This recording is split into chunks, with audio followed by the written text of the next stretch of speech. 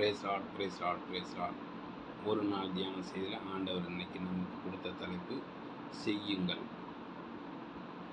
நீங்கள் புசித்தாலும் குடித்தாலும் எதை செய்தாலும் எல்லாவற்றையும் தேவனுடைய மகிமைக்கென்றே செய்யுங்கள். 1 கொரிந்தியர் 10:31. எதை செய்தாலும் அதை மனுஷனுக்கென்று செய்யாமல் கர்த்தருக்கென்று மனப்பூர்வமாக செய்யுங்கள். கொலோசியர் 3:24. எல்லாவற்றையும் முறுமுறுப்பு இல்லாமலும் தர்க்கிப்பு இல்லாமலும் செய்யுங்கள். பிலிப்பியர் 2:16. கர்த்தருக்கு ஸ்தோத்திரம்.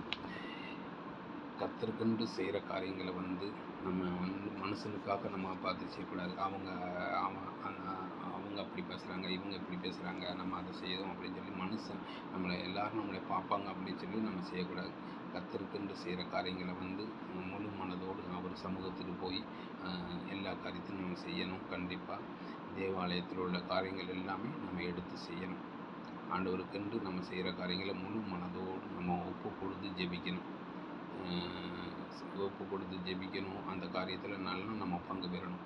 இன்றைக்கி நம்ம தேவாலயத்துக்கு போகிறோம், தேவாலய கூடுகை, இன்றைக்கி ஞாயிற்றுக்கிழமை சர்ச்சுக்கு போக வேண்டியது இருக்குது அப்படின்னா நம்ம சனிக்கிழமை நைட்டே போய் அங்கே ஆலயத்துக்கு போய் இந்த உள்ள காரியங்கள் எல்லாம் ஒழுங்குபடுத்தணும்.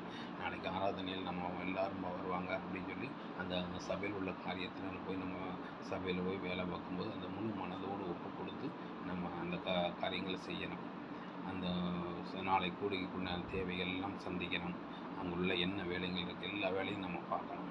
இந்த மாதிரி நம்ம மனப்பூர்வமாக ஆண்டவருக்கென்று நம்ம அந்த காரியங்கள் செய்யும் பொழுது ஆண்டவர் நம்மளை மேன்மேல் உயர்த்துவார்.